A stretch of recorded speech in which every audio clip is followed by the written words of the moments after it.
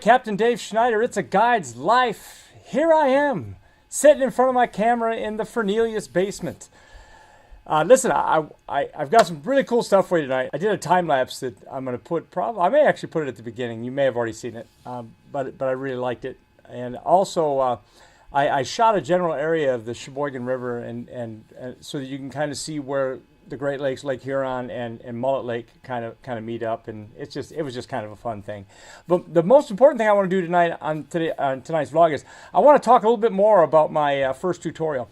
I got some awesome feedback from several people, and I got some questions. I want to answer the questions, and I want to talk a little bit about the feedback that I got, and let you know that I'm learning as I go through this process. The first thing I want to talk about is I've got a question from TK Heaven. TK asked the question, do I prefer monofilament or fluorocarbon while I'm going weightless in my fluke rig? And do I ever use braid? And if so, or if not, why not? Okay, so here's what I want to say about that.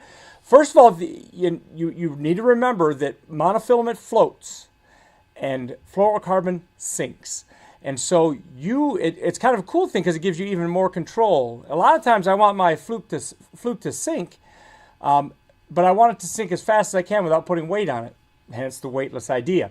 That's where you can go with a heavier fluorocarbon, like a 15 or even 20 pound deal. The other thing that you can do is you can and that'll get you down. I'm sorry, that will get you deeper. If you're using, if I don't want it to get real deep, let's say I've got about 4 or 5 inches of water, and I want to keep it above the grass line. Maybe it's grass below that, and I want to keep it above that. Well, that's when I'm going to choose to fish a monofilament.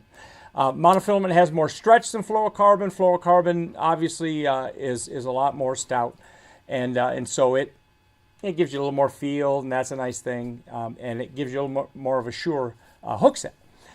So that's my answer. I don't have it's situational for me, TK. I'll use fluorocarbon if I want my bait to get down, and to be honest, most of the time I use fluorocarbon for that very reason. Because even though I don't want it to get down too fast, I still want it to oftentimes fall as fast as I can get it without changing the action of the bait with weight, and so on. I'll add this little tidbit too. Keep in mind, if you're throwing topwater baits, guys, if you're throwing a topwater bait, don't use fluorocarbon. Because fluorocarbon is going to sink and it's going to mess up the action of your topwater. You have to use monofilament. It is the best line for topwater baits. I'm talking about like a poppin' frog. I'm talking about pop R's and Zaro spooks and things that stay right on top. You really want to use monofilament there. And you can get away with a heavy monofilament, a 20, 30 pound mono. You can get away with that there. In Michigan here on smallmouth, I usually use a 14 or a 17 pound test for my topwater stuff. But that was a bit of a sidebar. Thanks for your question, TK. I forgot. As far as braid is concerned, I actually do use braid. If I know that I've got a northern pike situation, I'll use braid because it doesn't break quite as easy on their teeth. Their teeth will still cut it, but it'll take a little bit of abrasion before it cuts all the way through. Whereas oftentimes fluorocarbon just tick and it's gone, or even mono is just tick and it's gone. The northern have really strong teeth. But I'll also, if I'm really kind of working it and I'm working it in heavy cover, because you're going to hit the grass and things like that. And the braid does a couple things. It gives you a real sure hook so that there's no stretch, but it gives a lot more sensitivity, so you feel bites over just touching grass. And so I really like that aspect of it too. And ultimately, if you're fishing an area with big bass, you want to be able to get them out without them getting down in the stuff. So those are my considerations. I hope that was responsive enough.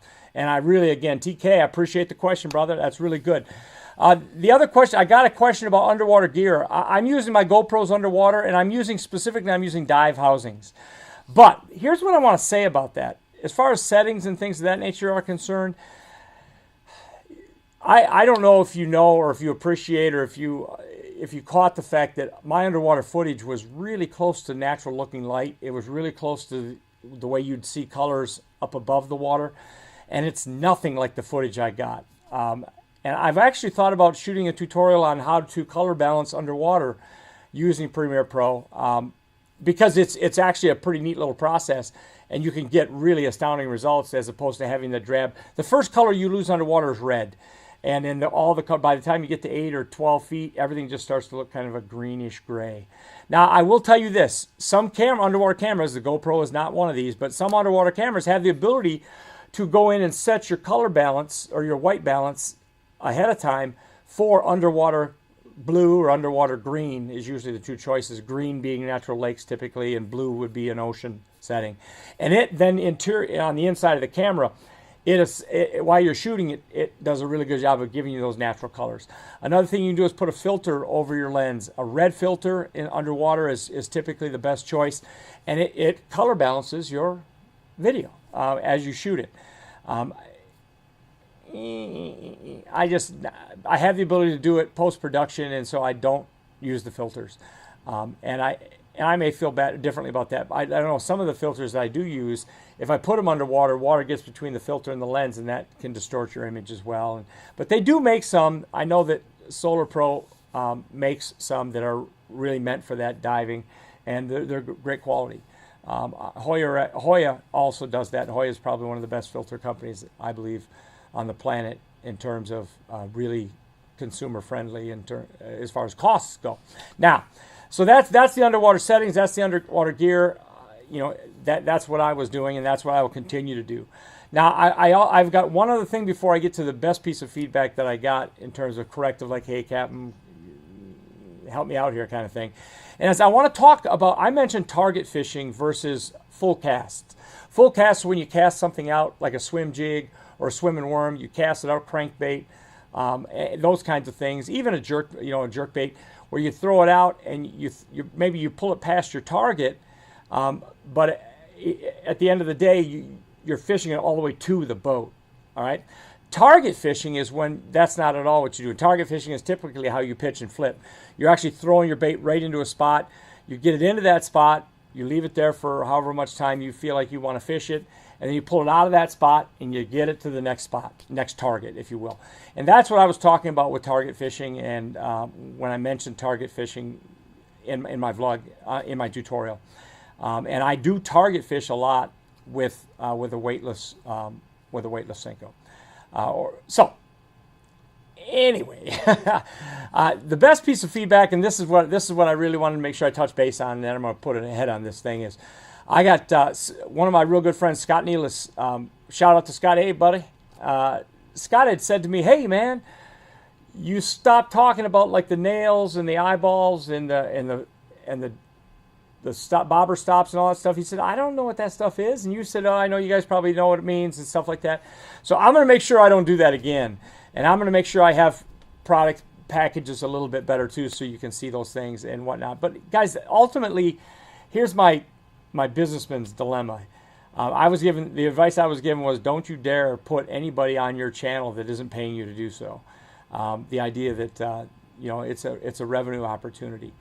I have to juggle that with the fact that the very reason I do this is to help you guys, and to help you guys shorten the learning curve and get you fishing better and better and better every day. So I'm going to lean on your side of things from here on out, and I'm going to I am in fact going to show you packages and say these are the ones I get, And I'm going to put links in my descriptions, and so you can click on where to buy them and whatnot. And then maybe after I do that a bit, I'll try and hit those people up for maybe some, more than anything, I just like a real nice discount on their products because I'm already using them anyway. But I said from the get-go that there's products that I really like, and I'm going to tell you what they are, and so on and so forth. And I want to continue to do that for you. I want to hold up my end of the bargain. So I apologize for not being as specific and being as generic as I was. So if there was something specific you'd like a URL on, send me a message and I'll send you a link, kind of individually on this first one. But I'm going to include them in my future tutorials for you. All right? Listen, you guys, I hope that you enjoyed listening to this nonsense. It isn't nonsense, but I hope it wasn't too redundant. I hope that I actually helped quite a few of you and so on. But do me a favor, man, smash the like button. It's so important. It's so important to me, and it helps me so much. Also, go and get on my Instagram and follow me on Instagram if you would. It's called It's a Guide's Life on Instagram as well. And that again it really helps me to grow this monster, this fire that I'm trying to build. If you're new or you haven't subscribed yet, make sure you get yourself a YouTube account. It's a very painless process. It just involves an email and a password and what have you. It's not complicated.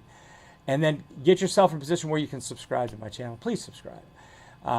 It's how the whole thing really does grow, and it's a point of contact for people to say, man, this is a big channel, and the more subscribers I have, the more subscribers I get, because people follow large subscriber groups. They go, oh, this person must be good at this. And I'm going to tell you straight up, man, I have been nailing it recently on my edits. They've gotten better. Even the last two that I did, I was so proud of them. I thought that I did such a great job. Oh, another special thanks to Scott Nealis again. When I was doing my editing, Scott's a really good friend of mine, and I'm vlogging right now in his daughter's basement. but he's the one who told me too, when you do your inset, make sure you put your face on the inset and leave the big screen, your hands working. He said, because I see vlogs and it frustrates me that the inset is oftentimes what they're working on and whatnot. I thought, oh, that's a great idea. So that's why I did that, and it was right. The color and the focal distance, the depth of field effects, everything. It was spectacular. I thought it was just a beautiful video. The red in the spec red in that watermelon red fluke looked amazing. So anyway, I'm working at my craft, and do me a favor and subscribe for me, and then share it with your friends. Get it on your social media. In the next video, I'm gonna talk more about my 1700 giveaway. I'm gonna have more stuff to put in it because I'm gonna do another tutorial. But most importantly, I want you to know that in the next video, I'm gonna actually talk about what you have to do to be eligible for to win, and it's going to involve obviously sharing the video and making comments again as always. So. Captain Dave Schneider, It's a Guide's Life. Thank you so much for watching, and I hope you enjoy the peripheral video, the artistic video that I put together. And anyway, I will see you tomorrow. It's a very special deal tomorrow. You'll see it when you see it, but I've got a special thing going on tomorrow. I'm really excited about. So it involves on the water time. Hopefully, we'll show you some real nice fish. Captain Dave Schneider, It's a Guide's Life. I'll see you tomorrow. Have a 1st and 10 at their own 35-yard line. Just starting the second half, 10 minutes.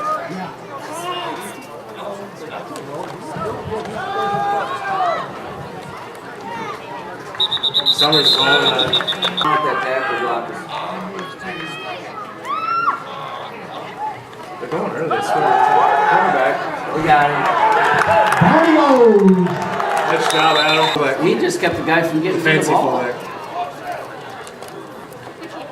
Stay stacked, Nate. They can put a small player. Stutter step. Step arm. Down he goes at the 20.